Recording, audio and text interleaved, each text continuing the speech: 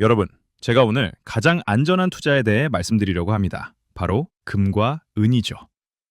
잠깐만요. 일주일 전 하루 만에 30% 폭락했다가 회복했다가 오늘 또 13% 급락한 그 안전자산 말씀드리는 겁니다.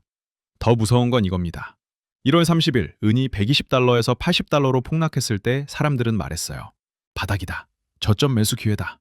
그래서 다들 샀죠. 실제로 91달러까지 회복했고요. 그런데 오늘 2월 5일 다시 13%가 증가했습니다. 이게 무슨 의미인지 아세요?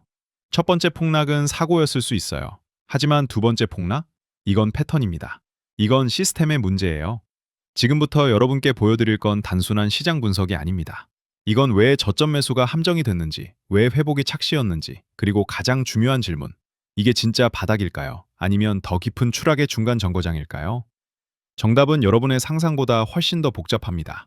그리고 그 답을 알기 위해서는 1월 30일에 무슨 일이 일어났고 왜 회복이 일시적이었으며 오늘 또 왜 무너졌는지 정확히 이해해야 합니다. 자, 숨 고르세요. 지금부터 시작합니다.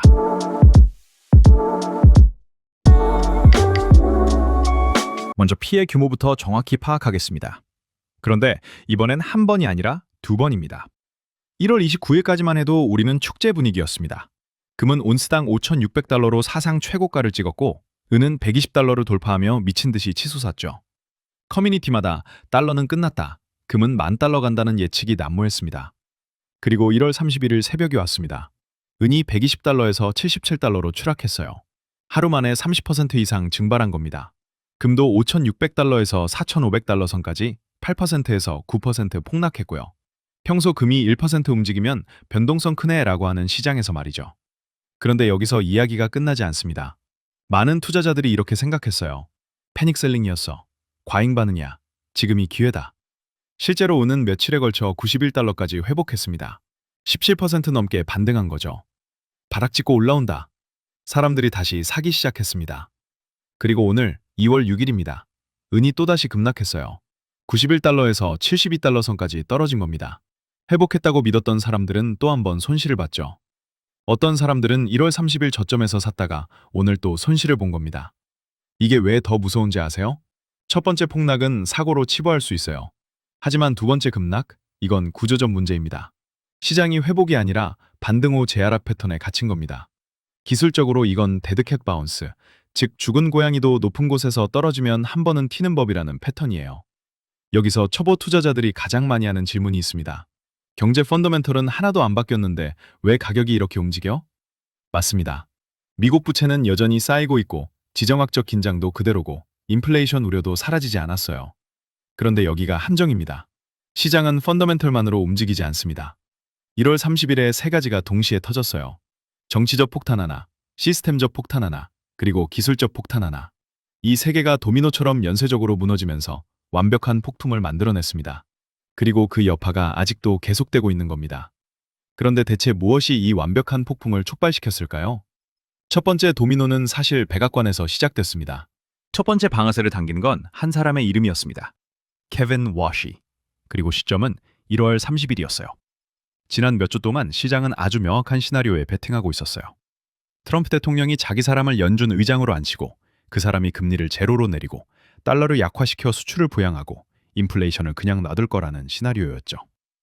이게 바로 디베이스먼트 트레이드, 즉 통화가치 하락 베팅이었습니다.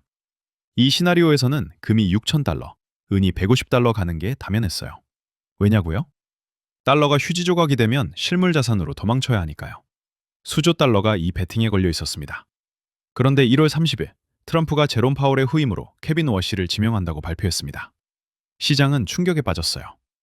왜냐하면 워시는 전형적인 매파거든요. 전직 연준 이사였던 그는 세 가지로 유명합니다. 첫째, 인플레이션을 극도로 싫어합니다. 둘째, 연준의 독립성과 강한 달러를 신봉합니다. 셋째, 통화 가치를 지키기 위해 높은 금리를 선호합니다. 시장은 즉시 계산기를 두드렸죠. 잠깐, 우리 지금 달러 붕괴에 수조 달러를 걸었는데 워시가 들어오면 금리가 높게 유지되잖아? 높은 금리는 금과 은의 크립토나이트입니다. 금은 이자를 안 줘요. 만약 미국 국채에서 4%에서 5% 이자를 받을 수 있다면 굳이 금을 들고 있을 이유가 없죠. 워시 발표 직후 무슨 일이 일어났는지 아세요? 달러 인덱스가 급등했습니다. 10년물 국채 수익률이 치솟았어요. 그리고 이런 상관관계를 트레이딩하는 알고리즘들이 즉시 귀금속을 덤핑하고 달러를 매수하기 시작했습니다. 이건 인플레이션 베팅의 대규모 청산이었습니다. 그런데 흥미로운 건 이겁니다. 며칠 뒤 은이 91달러까지 반등했을 때 많은 사람들이 워시 쇼크는 끝났다고 생각했어요. 하지만 틀렸습니다. 오늘 2월 6일 또다시 급락한 걸 보면 알 수 있죠. 워시 효과는 일회성이 아니라 지속적인 압박이었던 겁니다. 시장은 여전히 높은 금리 시대를 소화하는 중이에요. 하지만 정치적 충격만으로는 30%나 폭락하지 않습니다. 30% 폭락을 만들려면 더 무서운 게 필요해요. 바로 시스템 자체가 여러분을 강제로 팔게 만드는 메커니즘이죠. 두 번째 도미노는 정치가 아니라 수학이었습니다. 그리고 그 수학의 이름은 CME, 시카고 상품거래소입니다. CME는 큰 손들이 선물 거래를 하는 곳이에요. 여기서 중요한 건 선물 거래를 할 때 전액을 다 내는 게 아니라는 겁니다. 증거금이라는 보증금만 내면 돼요. 레버리지죠. 근데 가격이 수직 상승하면 어떻게 될까요? 은이 1월에만 60% 올랐잖아요. 거래소는 불안해집니다. 왜냐면 이렇게 생각하는 거예요. 만약 가격이 폭락하면 트레이더들이 손실을 못 감당할 수도 있어. 우리가 손해를 보겠네? 그래서 뭘 하냐고요? 증거금을 올립니다. 월세를 인상하는 거죠. 1월 30일 CME가 정확히 이걸 했습니다. 금 증거금을 6%에서 8%로, 은 증거금을 11%에서 15%로 올렸어요. 뭐 별거 아니네 라고 생각하실 수도 있는데 실전에서 이게 어떻게 작동하는지 보시죠. 상상해보세요. 여러분이 헤지펀드 매니저고 10억 달러 규모의 은 선물 계약을 들고 있어요. 갑자기 CME가 전화해서 이렇게 말합니다. 지금 당장 현금 5천만 달러를 추가로 입금하세요. 안 그러면 포지션 강제 청산합니다. 현금이 없으면 어떻게 해야 할까요? 선택지가 없어요. 팔아야 합니다. 이게 바로 둠루프, 파멸의 순환입니다. CME가 증거금을 올린다, 화살표. 트레이더들이 현금 마련을 위해 판다, 화살표. 매도 물량이 가격을 끌어내린다, 화살표. 가격 하락이 다른 트레이더들의 마진콜을 유발한다, 화살표. 그들도 팔 수밖에 없다, 화살표. 가격이 더 떨어진다. 이게 왜 이렇게 빠르고 폭력적이었는지 아시겠죠? 사람들이 마음을 바꿔서 판 게 아니에요. 강제로 청산당한 겁니다. 이걸 롱 스퀴즈라고 불러요. 출구는 하나인데 모두가 동시에 그 문으로 뛰어든 거죠. 그리고 여기서 핵심입니다. 이 증거금 압박은 1월 30일에만 작용한 게 아니에요.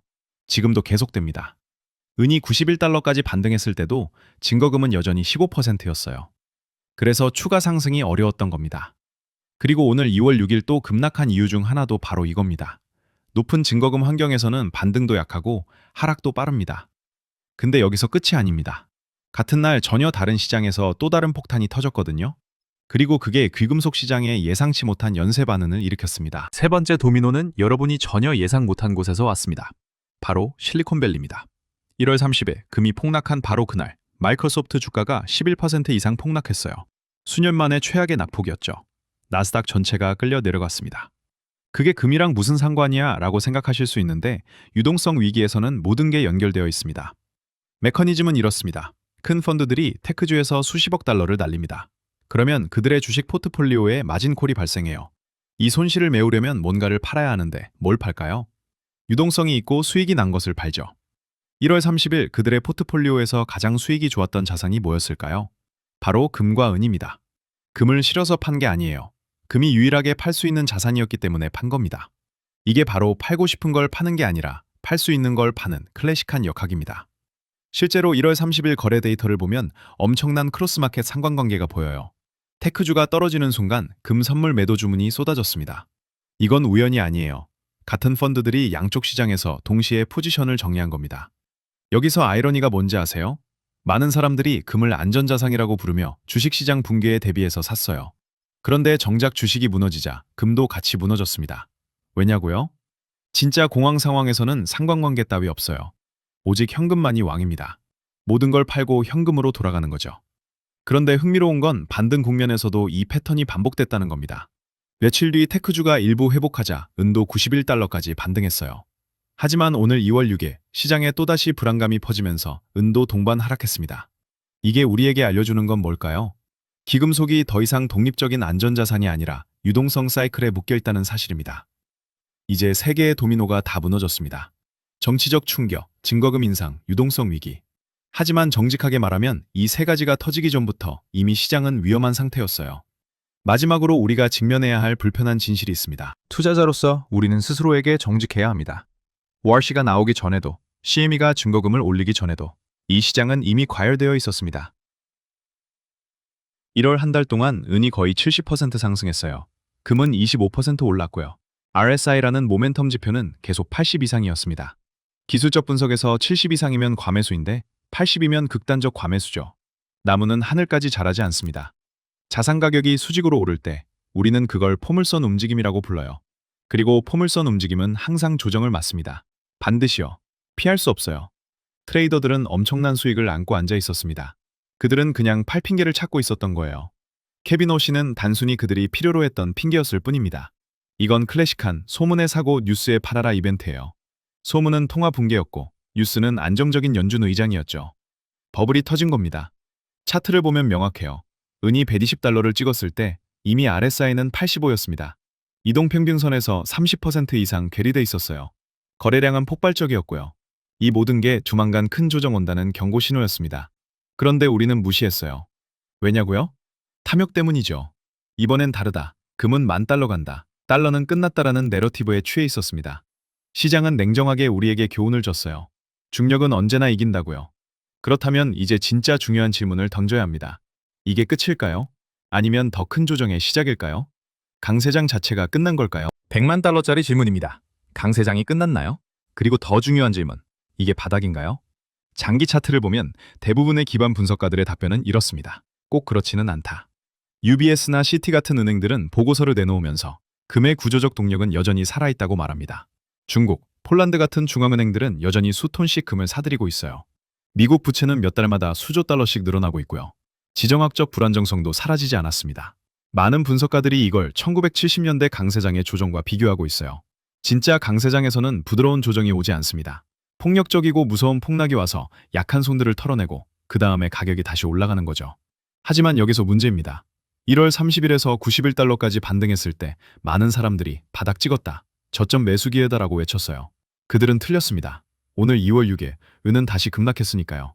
이게 우리에게 알려주는 교훈이 뭘까요? 첫째, 반등이 곧 추세 전환은 아니라는 겁니다.